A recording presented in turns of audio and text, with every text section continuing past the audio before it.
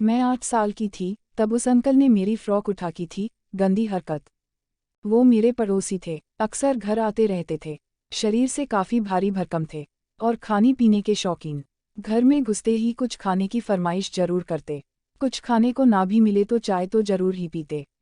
घर में खासकर वो मेरी बुआ से जरूर बात करते, क्योंकि मेरे फूफा जी गुजर चुके थे। बुआ अकेली थीं, ऐसे में उन्हें मोरल सपोर्ट भी मिल जाता था। असल में उस शख्स की बातें इतनी अच्छी थीं कि कोई भी उस पर यकीन कर लेता था।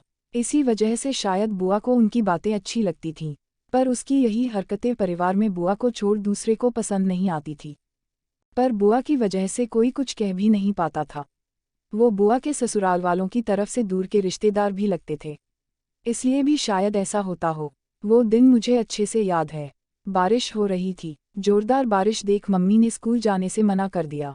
अब बचपन में स्कूल ना जाने के लिए मम्मी ही कह दें तो कौन खुश नहीं होगा, इसलिए मैं भी खुश हो गई।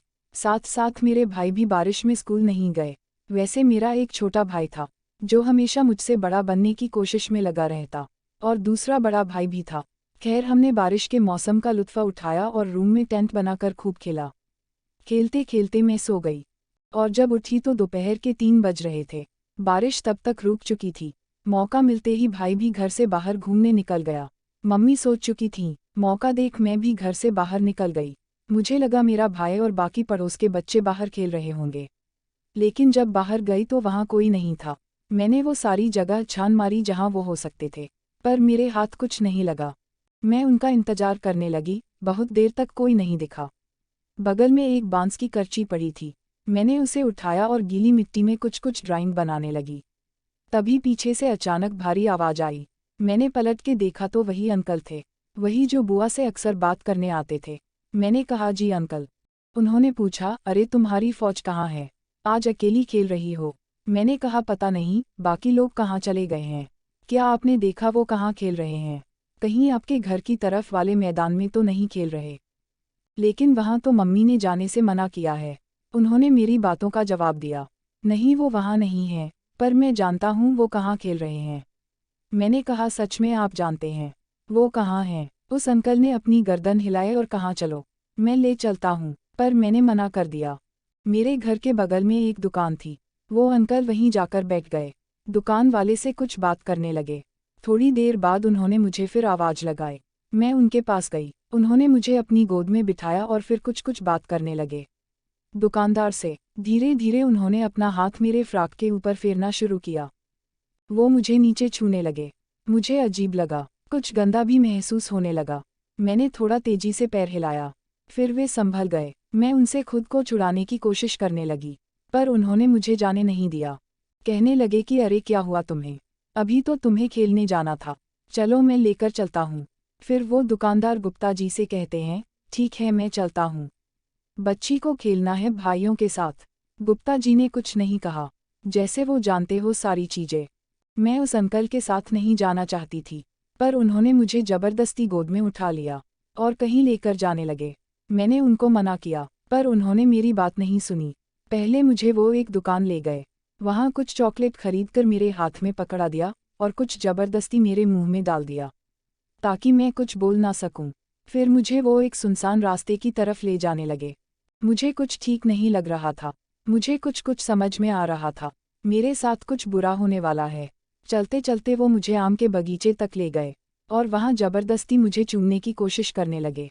मैंने अपना मुंह घुमा लिया और जिद करने लगी, मुझे घर जाना है, घर जाना है। जिस रास्ते से वो मुझे लेकर जा रहे थे, वहाँ मैं कई बार अपनी दोस्त के साथ जा चुकी थी।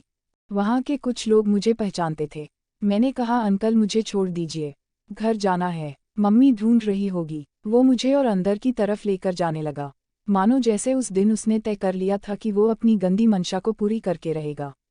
उस उम्र में मुझे नहीं पता था कि हवस क्या चीज़ होती है, लेकिन उसकी आंखों को देखकर समझ गई थी कि ऐसी हरकत करने वालों की नज़रें कैसे होती हैं। पता नहीं उस दिन उसके अंदर कौन सा जानवर था जो बाहर आना चाहता था और मुझे नोच खाना चाहता था। उसकी आंखें आज भी मुझे डराती हैं। वो अपनी प्यास बुझाना चाहता था। वो रेप करने की जगह तलाशने लगा। मेरे मुंह में कपड़ा ठूस दिया, मेरे शरीर को गंदी तरह छूने लगा। मेरे फ्रॉक उठाकर उसने मेरे प्राइवेट पार्ट पर जोर से काटा। मैं चिल्लाई, जोर से चीखी, पर आवाज बाहर नहीं गई। वो मेरे तक ही रह गई, क्योंकि उसने मेरे मुंह में कपड़ा ठूंस रखा था।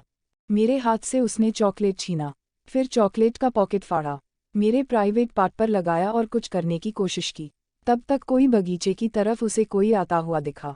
उसने मुझे छोड़ दिया, मेरे मुंह से कपड़ा भी निकाल दिया और मेरे आंसू पोंछ दिए। मुझे गोद में उठाया और आगे ले जाकर छोड़ दिया। कहा, खुद से घर चली जाओ, कहीं रुकना मत, सीधा रास्ता है। मैं रोते रोते अपने घर पहुंच गई। मम्मी ने देखा, पहले 2 थप्पड़ लगाए और गुस्से में पूछने लगी, कहाँ थी? शाम हो गई है, किससे पूछकर बाहर गई थी? मैंने कोई जवाब नहीं दिया।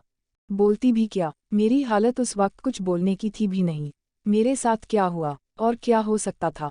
मैंने कुछ नहीं बोला, पैर धोए, कमरे में गई और सो गई। मम्मी को मेरा व्यवहार कुछ अजीब लगा। उन्होंने मुझे जगाया और पूछा, क्या हुआ? मैंने कुछ नहीं बोला। कई महीने बीत गए, मैंने अपनी बात किसी को भी नहीं बताई। मेरे साथ क्या हुआ है? मैं किस चीज़ से गुजर रही हूँ? मैं क्या महसूस करती हूँ? हर रोज किस दर्द से गुजर रही हूँ? क्या मेरी उम्र इतनी थी कि मैं दर्द को छुपा पाती? सिर्फ 8 साल की थी, सिर्फ 8 साल। क्या सच में बता पाना इतना मुश्किल होता है? दोस्तों, अगर ये वीडियो आपको पसंद आई हो तो चैनल को लाइक, दोस्तों को शेयर और कमेंट जरूर करें। धन्यवाद।